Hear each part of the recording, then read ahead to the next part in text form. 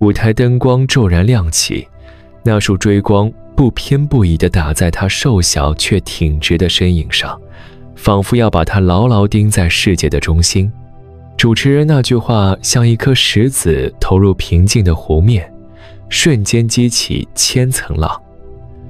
来自中国的代表选手黄芷欣，他猛地一僵，肩头像是被无形的手扼住，空气凝固了。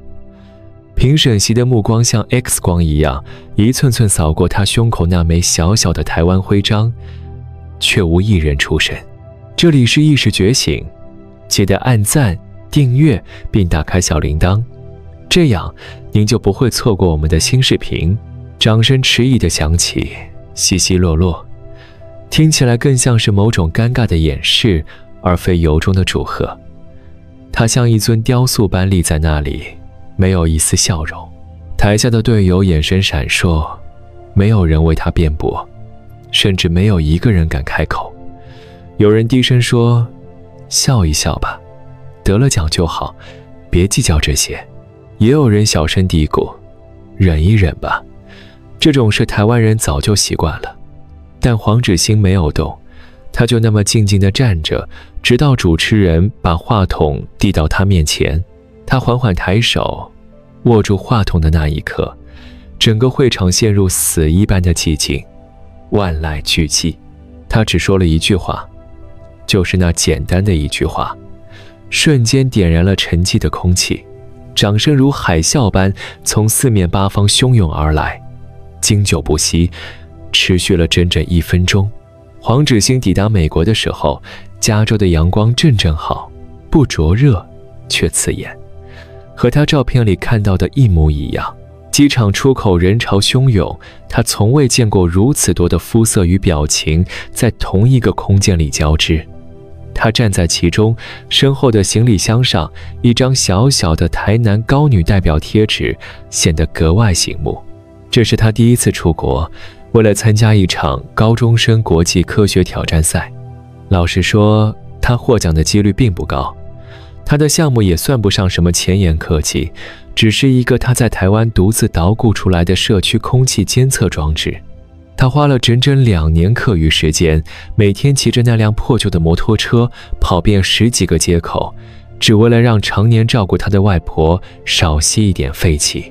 当别人都在谈论量子算法、人工智能的时候，他带来的却是某个不为人知的小地方的空气问题。他没有太多的期待，也不需要，他只想安安静静地做完自己的简报，把这个装置的原理和实验结果讲清楚，然后下台。然而，事情在他抵达美国的第1天就开始变了味。他住的学生公寓里有来自5个国家的学生，唯独他一个台湾人被登记成了中国籍。他一开始没发现，直到晚餐时大家轮流自我介绍。那位来自德国的男生刚说自己来自柏林，话音未落就被一阵热烈的掌声打断。印度女孩讲完孟买的故事时，大家笑得前仰后合。轮到她的时候，她说自己来自台南，场面顿时一顿，空气中弥漫着一丝尴尬。随后，有人小声地提醒她：“你应该说中国。”她没有回话，只是默默地把手里的塑料水杯放回餐盘，低头吃饭。没有人再问她，也没有人跟她多说一句话。她回到房间，打开报名系统的后台，这才发现国家一栏里根本就没有台湾的选项，而他当初填写的台南竟然被自动归到了中国之下。他忽然想起填表那天老师特地跟他说的那句别太坚持，比赛最重要。可他现在才明白那句话背后的真正含义。他关上网页，站起身走到窗边，窗外是一整排橙黄色的路灯，是他不熟悉的街区，也是他不熟悉的国家。那一瞬间，他竟然不确定自己到底是来参赛的，还是来被安放的。会议厅的彩排是第2个让他察觉不对劲的时刻。他的项目被安排在第1天第3个展示，分配到的时间是8分钟。他把所有简报浓缩到了7分50秒，最后10秒，他准备讲一句他练习了很久的话：我来自台南，我的城市不大，但我的街道每天都有人在呼吸。那句话他对着镜子练了无数遍，不为别的，只是想说一件最简单的事。他讲的不是国家，也不是政治，他讲的是他自己。但彩排时，一位戴着胸牌的工作人员听完后走过来，低声对他说：你最后那句话不够中性，你可以说你家乡叫台南，但不要提它是个城市。他愣住了，问道为什么？对方却笑着说：我们要尽量避免任何敏感区域词，尤其你来自的地方。他没有回话，也没有当场修改，只是那天晚上他重新制作了投影片，把最后一页改成了一张照片，他和外婆戴着口罩在马路边架设传感器的照片，背景是一辆呼啸而过的摩托车。那一页他没有在照片上加一个字，他不想删字，就让图片自己说话。比赛那天，他的讲台设在角落，评审席对面坐着5位专家，还有2名翻译，3名协助记录的工作人员。他走上台，一眼就看见前排评审看到他名牌时露出的微妙神情，那上面赫然写着中国。他努力忽略那一行字，开始讲解装置构造、数据变化和实验路径。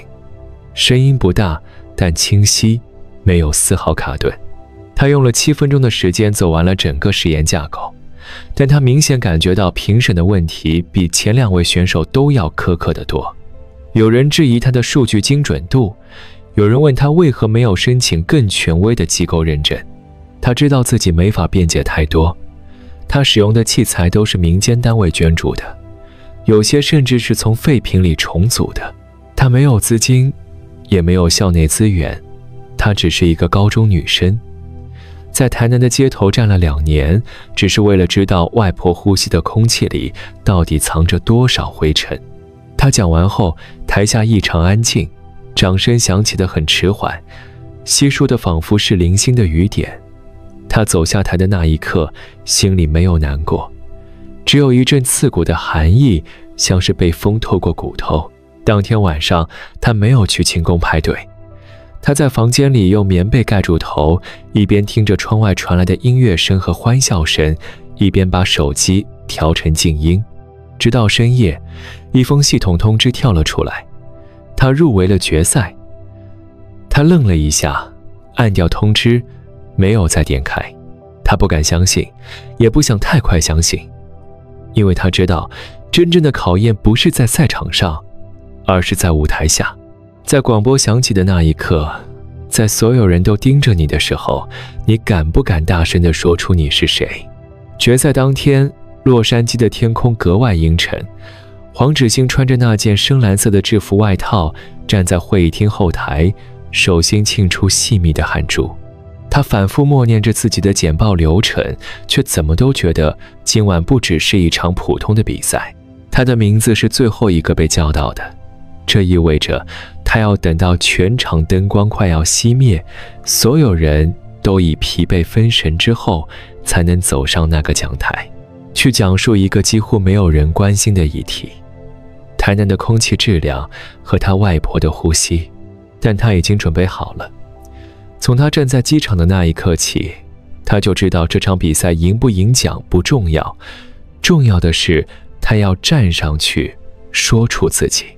舞台上的灯一盏盏熄灭，主持人终于走上台，脸上挂着训练有素的笑容。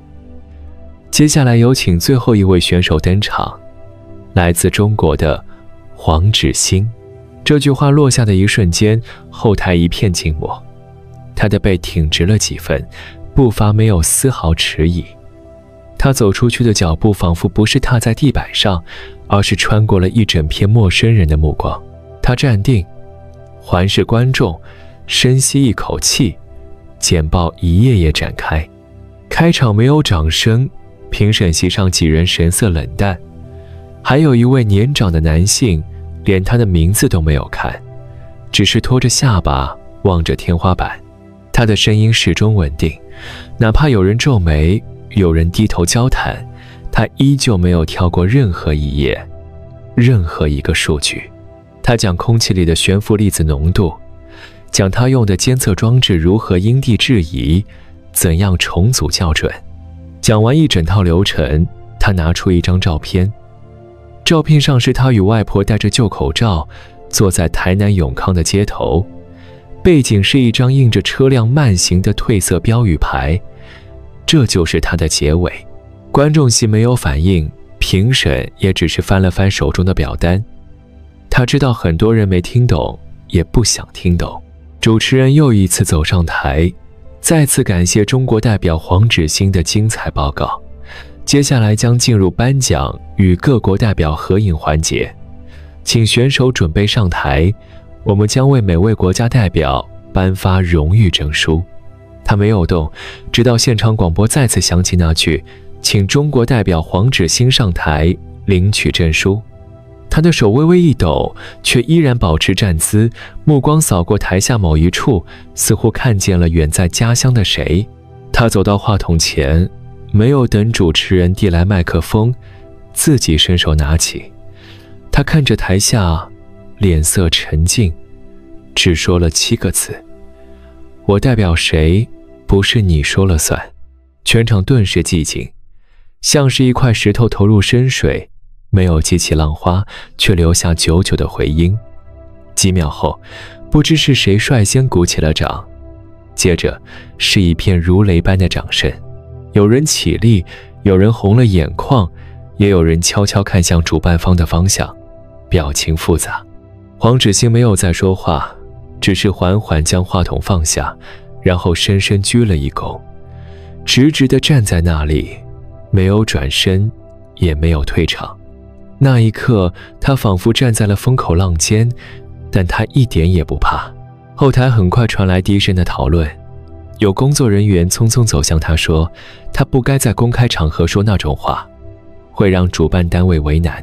他没有回应，只是从资料袋里取出自己的参赛报名表，在国际那栏上划掉中国，在下方用原子笔写下2个字：台南。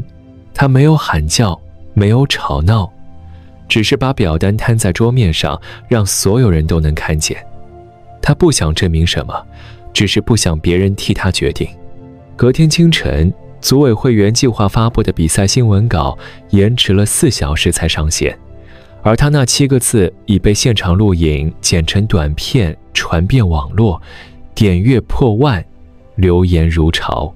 有人为他鼓掌，也有人指责他制造敏感场面，可他没有回应。他关掉通知，关掉社群，只留下一张照片。他与那张参赛证合照，在大会场门口，背景是晨光熹微的街景，旁边一句话写着：我没有国家机器，我只有一口气，愿我说出自己。当天中午，台湾多所高中转发了那则短片，他的母校官网首页放上他的照片，并写下一行字：他是我们的学生，他代表的是选择台南。地方广播找到了他的指导老师，老师只说了一句话：他不是被选上的代表，他是自愿成为声音的那个人。但风波没有就此停歇，他被取消了公开合影资格。组委会在公告里写着：因个人行为影响大会流程，酌情处理。而他一开始报名的奖项也被改为特别贡献奖，不再具备排名或证书编号。对此，他笑了笑说：没关系，反正他们给不了我什么。他说的不重，但说的真。他回国那天，机场外没有红毯，没有欢迎横幅，只有外婆坐着轮椅，穿着印着台南空气清净日的旧 T 恤，在出口等了2个小时。他看见外婆的那一刻，脸上才第一次露出真正的笑容。他跑过去蹲下身，靠在外婆膝上，什么也没说，只是紧紧抱着外婆。外婆摸了摸他的头，说：你讲话天公听得清楚就够了。他点头，眼里泛着光。那场比赛结束3天后，黄芷欣的名字成了一个不小的焦点。网络上他在舞台上那句“我代表谁不是你说了算”被剪成短片，在几个亚洲社群平台之间疯传，一些人称她为争议女孩，说她不懂规矩，也有更多人称她勇敢，说她说出了很多人不敢说的那句，她本人却像消失了一样。回到台南，她没有参加任何采访，也没有接受任何媒体邀约，除了学校发了一张合照贴在校门口的布告栏外，几乎没人知道她此刻在做什么。她就像什么都没发生一样，回去上学，做实验，参加社团，只有每周一早自习，老师会例行表扬这周的光荣榜，她的名字总会排在第一行。没人敢说，但全班都知道那是什么意思。有人私下说她疯了，说她这么做大学申请可能会受影响。她听到了，但只是笑了笑。那天午休，她坐在走廊台阶上吃便当，天气热得让人发闷。一群男生路过时笑着说了一句：“代表小姐也吃这种平民便当啊。”她抬起头看着那个说话的男生，一言不发地盯了3秒。男生笑容僵住，转头走了。他没有说话，但他那种不屑反驳的冷静比任何一句回击都更有力。事情的转机来自一封信。那天放学，教务主任找他过去，说有一封从台北寄来的推荐信，信封上写着清奇。他打开，是某大学教授写来的。信中只有一句话：有些奖不是证书，有些代表也不需国家认定。那一刻他没有哭，只是轻轻将信收好，放进他那本厚厚的笔记本里。那本笔记本里全是他参加比赛前几个月的手稿，失败的数据，还有凌晨2点画出来却被弃用的设计图。现在那里多了一封信，他知道那不是保送通知，也不是奖学金，但他比这些更重要，因为那是一种承认，承认他在舞台上不是为谁代言，而是为自己发声。几周后，他收到台北一场教育讲坛的邀约，对方原本请的是一位知名科技公司高管做开场，但因临时形成冲突，主办方在网络上看到他的视频后，决定请他补位。他犹豫了3天，最后答应了。讲坛那天，他穿着那套已经洗得有些旧的制服裙，头发用黑色发圈随意梳起，站在讲台上。台下是满座的高中老师、教育行政官员，还有10几位学生代表。他讲的不是比赛，不是科技，也不是空气质量，他只讲了一个问题：如果我们身在没有被完整承认的土地，那我们该如何建立完整的自己？讲到一半，有老师红了眼眶。他说自己在国外站上讲台时，曾有一瞬间怀疑自己是不是太小题大做，但他转念一想，如果他连自己的名字、自己的来源都不能主张，那他发明再多设备，也只是别人手下的附属。全场沉默。他低头看着讲稿，又抬头扫视台下那一双双眼睛。他说，台湾不是他自带的勋章，而是他用30年吃的饭、说的话、走的路养出来的骨肉。那一天，他的演讲稿没被退回，主办方给了他一个结尾时间，甚至在录音中加入背景音效，让他那句“我代表的是我自己”在影片里格外清晰。几个礼拜后，有高中生写信给他，说因为他那句话，终于鼓起勇气报了家乡的文学营，而不是照父母说的去补数学。还有一个在英国念书的台湾女生告诉他，那天他在地铁站被问是不是中国来的，他第一次没笑着敷衍，而是说我来自台湾。他看到那些留言没回应，但有一天他在校刊编辑群里写下2句话：你可能改变不了世界，但你可以决定你自己的名字。外婆生日那天，他特地请假1天，陪她去老市场买肉、买香菇，回家煮了一锅莲子鸡汤。外婆喝了一口，说味道淡了点。她撇撇嘴说，本来就不该吃这么咸。外婆咧嘴笑说，你讲话跟你阿妈年轻时一样硬硬的，但里面有汤。她没出声，只是把汤盛给她，又添了几块鸡肉。天色渐暗，她把外婆的轮椅推到阳台上，两人一起坐着看天边的晚霞。那一刻很安静，她忽然觉得所有掌声、争议、网络风暴在这一刻都不重要，重要的是这个世界终于听见了她一句话，她终于不是别人标签下的谁，而是黄芷欣，是从台南走出去，走上世界舞台后敢说你说的不算的那个女孩。她不是谁请来的代表，也不是哪个组织派出去的发言人，她只是一个在黑暗里被误叫了名字，却依旧走上前告诉世界自己是谁的孩子。她代表谁，不是别人定义的结果，而是她亲手写下站直身体说出的答案。